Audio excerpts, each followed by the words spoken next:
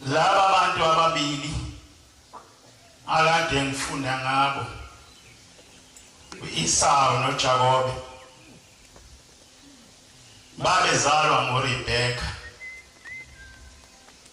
Labantwana ababili bazalwa ngesikhathi esodwa, baba ngamawele. Leli wele edala uma bekhula baba nemikhuba ehlukaneyo. Leli wele edala lathanda ukuhlala ehlathini laba umzingeli. Leli encane lahlala eduze kanina, waba umfana nje kanina. Bavama abafana abancane ukubanjalo. Unina wayesemthanda kakhulu lo mfana omncane. Ngesikhathi eseduze kayise uzoyikhuluma embiza ubizo omdala uEsau. Uthi ngifuna ukubusisa ngoba sengizohamba emhlabeni. Kodwa ngicela uyende uyozingela inyamazana. Ubuye nayo ungiphekele yona ngiyidle bese ngiyabusisa. Ngani unini yayizwa le ndaba. Wayesegijima ebamba lo mfana omncane. Kanami njengamanje ubaba wakho uzobusisa umfweni, wena uzosala ungenalutho. Njengoba uzobusisa umfweni nje hambe welapha esibayeni ubamba amazinyana amabili ezimbuzi walethe kimi. Uthi lo mfana uzokwenzani ma? Uthi ngifuna ukuwapheka kahle bese wathatha uyise phambi kababa wakho ngoba sabona emahlweni busufuka ukuthi wena awusiyi uJakobe nguEsau. Ma ngiyayisaba le ndaba okhuluma ngayo ngoba umfowethu umzimba wakhe ungugcwele iboya. Mina nginabo uboya emzimbeni. Uma ubaba engithinta angabuza uboya uzamqalekisa. Uthi uRebecca isiqalekiso sakho mntanami siyakuba phezulu kwami.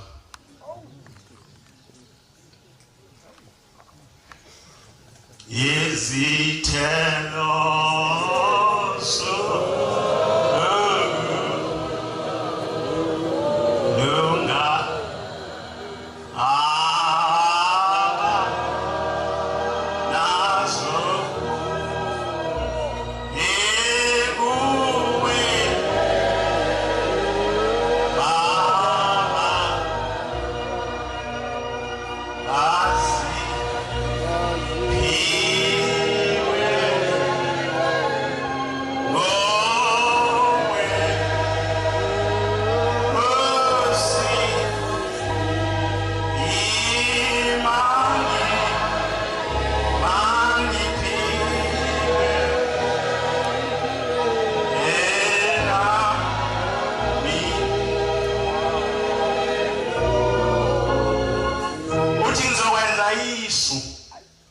ngizothatha isikhumba sembuzi nisibophele ezandleni zakho.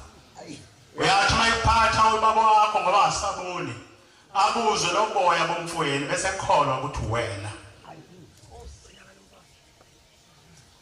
Bese ekholwa ukuthi wena. Wayesehamba ke uJakobe. Wayesekhuleka bese enza ngamandla uyisinina le ndaba. uJakobe bomfowabo angazabuye endle.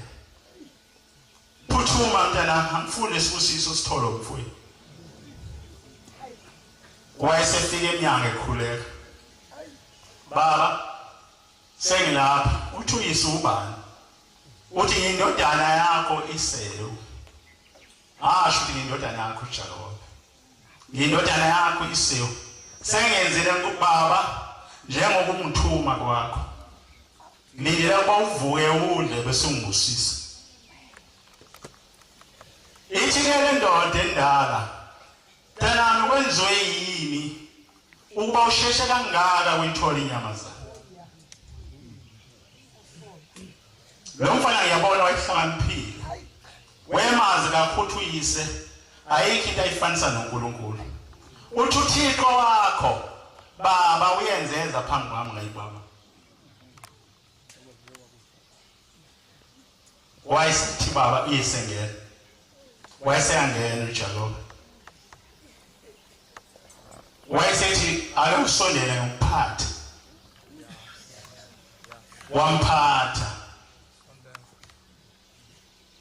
wazizwa izandla zakhe zinoboya wawuboya besikhumba sembuzi wathi angazizwa wayesithi impela izandla zakho zizandla zika-Esau kodwa izwi lakho liyizwe kaJakobe.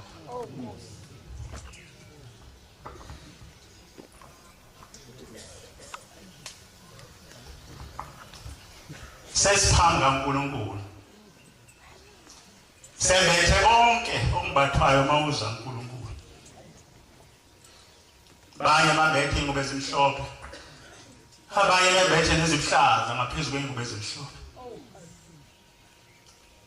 bazocela isibusiso uNkulunkulu wasephameni ophambi kwethu uThixo okhokho bethu.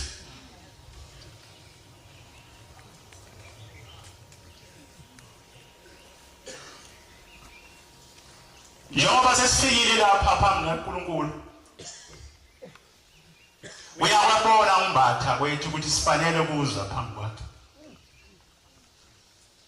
Le nkosikazi engolibheka yathi lomfana yamgqokisa ingubo zomfowabo yenza ukuthi iphunga lomfowabo lizwakale imvama iphunga lomuntu liyahlala engubeni.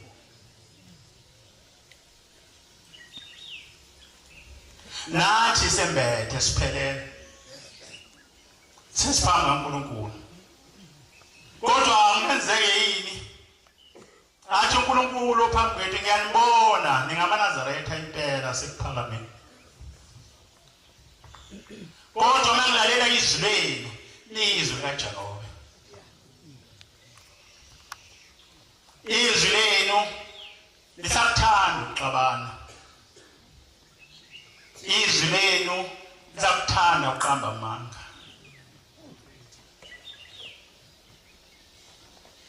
Uthi izandla zakho zizandla zika-Esau kodwa izwi lakho lizwi kaJakobe. Asophikiswa yini izwi sesiphambi kaNkulunkulu. Athi uNkulunkulu uyalibona impela ningifanele ngabami ngabantwana basekuphakameni kodwa izwi lwena lisho njalo. Izwi linifanisa nabantu bangaphandle. Izwi linifanisa nabantu abangazange bambone uShembe. Yena uShembe wahlupheka kangaka. Wenze njani maNazaretha? Khona isikhathi esake sehlela abantu besemkhumbini babegwedla bayezweni lapho babeye khona bathi besendleleni bavula isivunguvungu enkulu bangazi kwenze njani. Abazange laba bantu bacabanga isono somunye umuntu bacabanga ngezono zabo.